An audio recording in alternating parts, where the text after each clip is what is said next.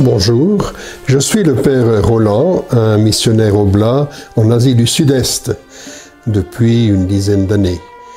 Et j'ai travaillé au nom de l'Église catholique sur la cause de béatification des martyrs du Laos. Alors, les martyrs de Laos, ce sont 17 hommes. On aurait bien voulu qu'il y ait une femme au milieu d'eux, mais il n'y avait que des hommes et des jeunes gens. Alors, parmi eux, 11 étaient des missionnaires venus de France et d'Italie, qui sont bien connus dans leur région d'origine, et le reste, ce sont des Laotiens. Alors, les Laotiens, évidemment, c'était pour eux quelque chose de tout à fait nouveau. L'église de Laos est petite, récente, elle n'a pas beaucoup de force, elle vit au milieu d'un pays qui est dirigé par un régime communiste, pur et dur, et justement, ça a été un gros problème parce que le régime communiste en question, c'est celui qui a tué 16 de ces 17 hommes. On dit, dans la tradition de l'Église catholique, on dit ils ont été tués en haine de la foi. Alors, ça c'est un peu compliqué à démontrer. Ils sont morts entre 1954 et 1970. C'est une période où il y a eu des guerres, et des guerres assez dures. D'abord, la guerre qui a terminé avec les accords de Genève en 1954. Les anciens se souviennent de cette période-là, où la France a lâché de manière plus ou moins définitive ses anciennes colonies d'Indochine. Et ensuite, ça s'est continué avec une guerre menée par les Américains au Vietnam, mais une guerre qui était présente partout aussi sur le territoire laotien. L'Église du Laos a demandé donc de l'aide parce que eux-mêmes n'avaient ni le personnel ni les compétences voulues pour mener un dossier de béatification. C'est une affaire, comme vous le savez sans doute, assez compliquée, longue. J'ai travaillé dessus pendant plus de 14 ans pour arriver finalement au bout. Et les 17 hommes en question ont été béatifiés le 11 décembre 2016. Alors, pourquoi est-ce que c'est une affaire compliquée et très spéciale? Comme je l'ai dit, voilà des hommes qui ont été tués en très grande majorité par la guérilla communiste, qui a sévi donc dans toutes ces années, depuis 1953 jusqu'en 1975, avant de prendre le pouvoir en 1975 sur tout le pays. Les autorités de l'Église catholique n'étaient pas du tout rassurées. D'abord, ils ont bien fait savoir qu'il ne fallait pas que les gens qu'on présente pour être béatifiés soient des victimes de la guerre, tout simplement. Des gens qui ont été tués dans les combats, etc. Mais bien qu'ils soient morts pour défendre la foi catholique et défendre leur idéal chrétien. Voilà donc le défi qui était un premier défi qui était posé par l'Église elle-même. Ils demandaient aussi, donc nos autorités à Rome demandaient aussi que surtout ces 17 hommes ne soient en rien mêlés aux questions politiques. Pourtant, dans les années 50, l'Église catholique avait lancé un combat idéologique très fort contre le communisme. Et bien sûr, ceux qui étaient missionnaires au Laos étaient partie prenante de ce combat-là. Ils voulaient aussi, comme l'Église leur demandait, combattre le communisme. Mais est-ce qu'ils sont morts à cause de choix politiques ou est-ce qu'ils sont morts à cause de leur idéal chrétien? Voilà la question qu'il a fallu résoudre avant tout. Pour les Laotiens, donc les Laotiens, c'était un prêtre local, un homme très courageux qui a été tué en 1954 parce qu'on a jugé qu'il était incapable d'être rééduqué dans le sens où les nouvelles autorités voulaient le faire. Il a refusé notamment de se marier. Ils ont fait pression sur lui, ils voulaient à tout prix faire de lui un homme normal. et trouvaient qu'un prêtre non marié, c'était pas un homme normal. Le père Joseph Thienne, en question, donc, a résisté jusqu'au bout. Il a préféré mourir plutôt que de renoncer à son idéal de prêtre et à son service des populations locales. Et puis les autres, c'était pour la majorité des catéchistes, y compris un petit apprenti catéchiste qui n'avait que 16 ans. Donc c'est le plus jeune de ces martyrs, qui s'appelait Thomas Campuen, et qui est mort à côté de son missionnaire. Il n'avait pas voulu que le missionnaire s'en aille dans les régions dangereuses tout seul. Et donc il a demandé de l'accompagner, il s'est offert, et il savait qu'ils allaient au-devant du danger. Et puis, c'était en mai 1968. En France, on pensait à toutes sortes d'autres choses, mais au Laos, eux sont morts courageusement pour leur foi, leur amour de Jésus-Christ. Et également un tout simple laïc qui s'était converti avec sa femme depuis l'animisme. C'était des gens de l'ethnie Khmu. Les Khmu sont les derniers dans l'échelle sociale au Laos, et ça c'est important. Il avait été militaire au service du gouvernement légitime laotien, et puis il s'était retiré, donc il était officier, mais il ne voulait pas tuer des gens, il ne voulait pas faire couler du sang. Et alors il s'est attaché à Jésus-Christ. Il a voulu aussi encourager tous les autres qui étaient réfugiés comme lui, qui quittaient les lieux de combat, à suivre la foi chrétienne. Il a même émis le désir de devenir lui aussi authentiquement un catéchiste, mais il n'en a pas eu le temps parce que il a été rattrapé et donc on l'a tué. Avec lui, il y avait le catéchiste de son village. Tous les deux sont morts en 1970. C'étaient les dernières victimes de cette persécution sanglante.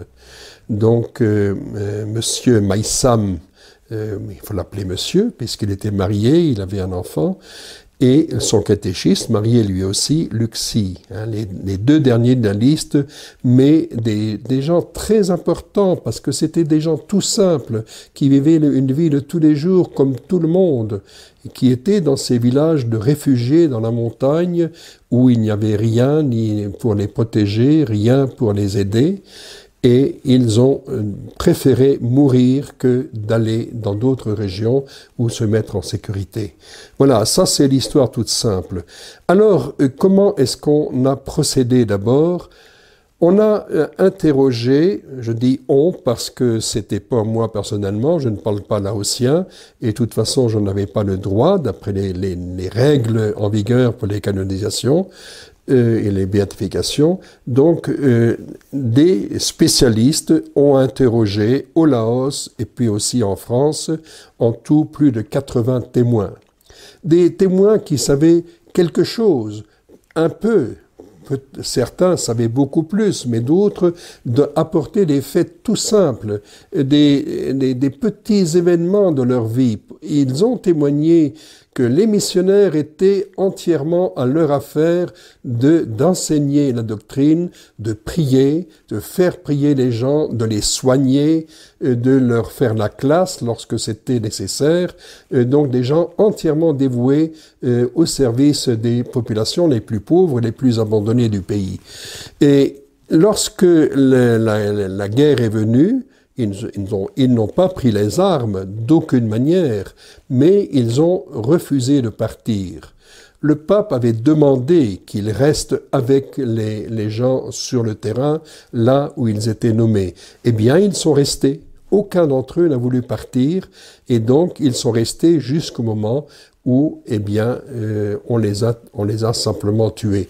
Tués à un coup de balle, ce n'est pas comme autrefois où on coupait la tête aux martyrs, mais eux ont été fusillés et donc sont morts des gens debout, morts en priant. C'est un fait qui est relaté de manière très précise pour plusieurs d'entre eux. pendant qu'il disait le chapelet, on lui a tiré dans le dos. Voilà. Donc le témoignage qu'il donne, c'est cela. Alors, les témoignages, bien sûr, ont été extrêmement utiles. Je ne vais pas vous les raconter, mais simplement le tout petit témoignage d'un homme qui était un enfant, le père Michel Coquelet, donc oblat de Marie Immaculée, comme moi, était dans son village et donc passait la nuit dans sa famille parce qu'il n'y avait bien sûr aucun autre endroit. Et il m'a dit, moi j'avais 5 ans, une bête m'avait piqué au pied. Vous savez, les enfants allaient tous pieds nus, les missionnaires aussi d'ailleurs. Et mon pied s'était enflé terriblement. Alors, le missionnaire Michel Coquelet, il m'a donné ses chaussures. Et il est reparti pieds nus.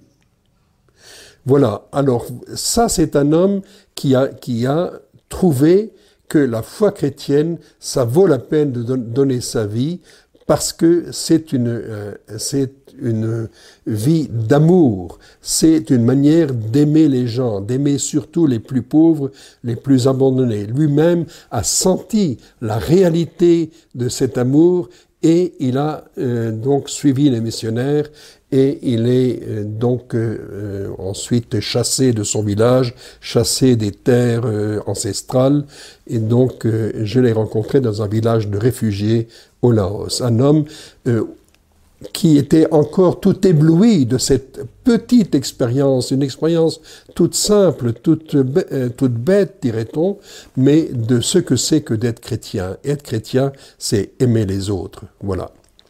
Alors, je vous ai dit un peu les difficultés qu'on a du côté des autorités chrétiennes à Rome, qui exigent beaucoup de choses, donc prouver qu'il n'y a pas d'ambiguïté dans le témoignage des martyrs. Ce ne sont pas des gens qui ont fait de la politique, ce ne sont pas des gens qui ont pris les armes contre les ennemis, d'aucune manière. C'est tout à fait le contraire. Donc cela a été prouvé à l'aide de témoignages, à l'aide aussi de quelques documents qu'on a pu retrouver de cette époque-là. Il a fallu chercher dans beaucoup de fonds d'archives, dans des journaux anciens, etc., pour essayer de reconstituer pas à pas tout ce qui s'était passé. L'autre difficulté, bien sûr, ça venait des autorités du pays.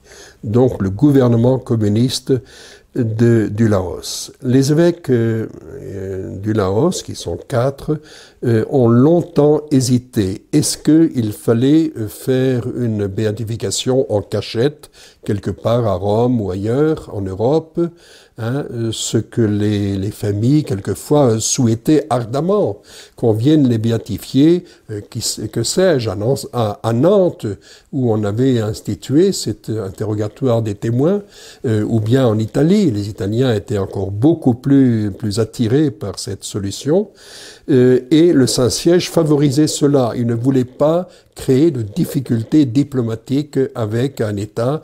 Le Laos n'a aucune relation diplomatique avec le Saint-Siège, mais il faut bien sûr préparer le terrain. Et alors là, ce sont des impératifs que vous connaissez bien. Enfin, plusieurs d'entre vous connaissent bien. Alors, les Laotiens, peu à peu, ont dit non. On ne fera pas comme ça. Il ne serait pas bien, il ne serait pas juste d'aller faire une béatification toute clandestine à l'étranger. Pour nous, pour notre pays, c'est tellement important de voir à notre tour, nous aussi, des saints qui soient des nôtres, qui soient à nous, que l'on puisse fêter chez nous. Pour cela, il a fallu, bien sûr, affronter les négociations avec le gouvernement en place.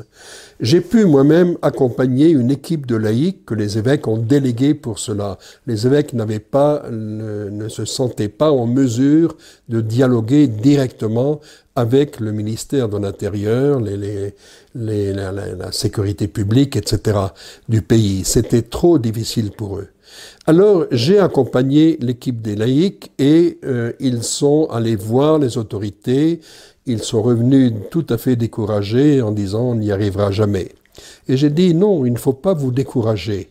on va essayer de trouver la méthode pour qu'il soit d'accord avec nous et peut-être même qu'il fête ses martyrs avec nous. Et alors, l'idée est venue, je l'ai élaborée longuement, d'ailleurs dans un article qui sera sans doute publié un jour, pour dire, il faut dire à ces gens du gouvernement, les catholiques, l'Église catholique, veut faire mémoire de ses propres ancêtres. Alors, vous savez, dans les traditions du sud-est asiatique, dans les civilisations du sud-est asiatique, que ce soit en Chine, au Vietnam, mais aussi au Laos, vénérer les ancêtres, c'est quelque chose de très important. Ça fait partie intégrante de la culture, des traditions, et on ne peut pas, c'est un cardinal du Vietnam qui m'avait dit ça un jour, on ne peut pas être vraiment humain si on ne sait pas vénérer ses ancêtres. Je dis ça le jour du 2 novembre, où en Europe, nous gardons un peu quelques traditions de vénérer ceux qu'on n'appelle pas les ancêtres, mais ceux qui nous ont précédés, voilà, et qui sont morts. En tout cas, au Laos, c'est un discours que le gouvernement ne pouvait pas refuser. Tout le monde, quelle que soit leur religion, est obligé, ou quelle que soit leur idéologie d'ailleurs, est tenu par une obligation extrêmement grave de vénérer les ancêtres. Alors les catholiques, cette délégation de laïcs catholiques est allée dire, eh bien, le temps est venu de vénérer nos ancêtres qui sont morts dans la guerre. Et ils ont pu dire que vous aussi, vous vénérez ceux qui sont morts dans la guerre, que vous appelez les héros de la guerre d'indépendance ou de la guerre de la révolution socialiste, peu importe. Vous les vénérez, eh bien nous voulons les vénérer aussi. Non pas contre vous, mais peut-être ensemble avec vous. Il y a eu un petit fait que j'ai donc mis en avant à ce moment-là. Le père Jean Vautier, un oblat comme moi, missionnaire au Laos, n'a pas été tué par les communistes. Il a été tué pour toutes sortes de raisons par le clan adverse, par une armée locale, une petite armée locale qui était financée, soutenue par la CIA américaine. Donc voilà quelque chose qu'on pouvait mettre en avant dans ce dialogue avec les autorités communistes. Les martyrs chrétiens ne sont pas tous des gens tués par un clan, mais on a eu des morts des deux côtés, hein, les uns et les autres, parce que nous voulions être fidèles à notre foi, à ce qui fait l'idéal de notre vie, ce qui est le but de notre vie, quels que soient ceux qui sont en face. Hein, le père Jean Vautier est mort parce qu'il a voulu se dévouer jusqu'au bout aux plus pauvres, contre les abus perpétrés par ces militaires financés par la CIA. Donc il s'est levé pour protester au nom des plus pauvres contre tous les abus. Et on l'a éliminé tout simplement comme un obstacle. D'autres ont été éliminés par le camp adverse parce que la présence des missionnaires, l'action charitable des missionnaires, tout ce qu'ils faisaient pour les gens, toute l'admiration que les gens et l'amour que les gens leur ont voué, ça faisait obstacle à l'imposition d'un nouveau régime de l'idéologie communiste. Alors, les uns et les autres ont été tués pour la même raison, parce qu'ils étaient fidèles à Jésus-Christ, fidèles aux grandes valeurs chrétiennes, hein, d'amour et de justice et de paix aussi, et fidèles aux gens qui leur étaient confiés, fidèles jusqu'au bout. Ce discours, je ne dis pas qu'il a été accepté à 100% par le gouvernement communiste, mais il a été certainement suffisant. Et eux ont voulu aussi dire, eh bien, nous allons vous accompagner dans cette fête de vos ancêtres. Et donc, lorsque la béatification est arrivée, il y a eu une délégation officielle du gouvernement qui était là, Ils ont même pu prendre la parole et dire, voilà les pages douloureuses de la guerre où les nôtres et les vôtres ont été tués. Nous allons maintenant tourner cette page pour construire ensemble un avenir meilleur, un avenir où, dans la fraternité, nous pourrons travailler ensemble au progrès de tous. Voilà le discours que nous avons entendu à la fin de la messe de la béatification. Évidemment, on n'avait pas mis en avant la haine de la foi. Vous nous avez détestés, haïs, et donc vous nous avez tués. Non, ce n'est pas ce discours-là qu'on a fait. On a dit, il y a eu des gens qui ont été fidèles jusqu'au bout. Ce sont nos ancêtres, nous les vénérons, nous les aimons, nous voulons désormais les fêter. Je ne dis pas que ce type de discours a été facilement accepté à Rome. À Rome, on ne voulait pas beaucoup sortir de la tradition ancienne qui date au moins du XVIIIe siècle où on a défini le martyre comme le fait d'être tué en haine de la foi. Mais ces mots-là n'ont pas été prononcés dans la cérémonie. Alors à Rome, ça a soulevé beaucoup de questions, mais le pape François, il faut dire la vérité, le pape François a compris, a saisi l'enjeu et a soutenu la décision d'aller fêter ces martyrs au Laos. Donc dans la petite église qui s'appelle Pro-Cathédrale, parce que c'est pas vraiment une cathédrale, ça ressemble plus à une église de village, qui est la seule église ouverte au culte catholique à Vientiane. Le 11 décembre 2016, donc, on a eu là entre 6 000 et 7 000 personnes, non pas dans l'église qui contient 350 personnes, mais tout autour, dans la grande cour qui entoure cette église et dans toutes les rues avoisinantes. Donc ça a été une fête formidable. L'église de Laos, comme je l'ai dit, elle est petite, elle est faible, elle n'a pas beaucoup de personnel, elle a du personnel qui n'est pas suffisamment formé, qui n'a pas beaucoup d'accès aux formations spécialisées, ni pour les prêtres, ni pour les laïcs.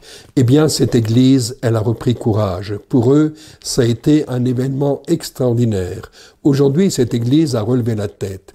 D'ailleurs, le pape François n'en est pas resté là. Lui a donc contredit ses spécialistes, les cardinaux qui ne voulaient pas de cette béatification au Laos. Il n'a pas eu peur de les contredire. Et tout de suite après, il a pris un de ses évêques pour en faire un cardinal. Le Laos, aujourd'hui, est un des pays du monde qui a son propre cardinal. Et vous savez, il n'a pas choisi n'importe lequel. Il a choisi celui qui était originaire de l'ethnie Khmu, la même ethnie que les catéchistes Luxi et son compagnon Maïsam, cette ethnie qui est la plus méprisée, la plus en bas de toute l'échelle sociale dans le Laos. Aujourd'hui, l'église de Laos revit grâce à ses martyrs, elle est heureuse de ses martyrs, elle n'a plus peur de parler directement et en face avec le gouvernement. Ça reste difficile, bien sûr, mais c'est devenu possible.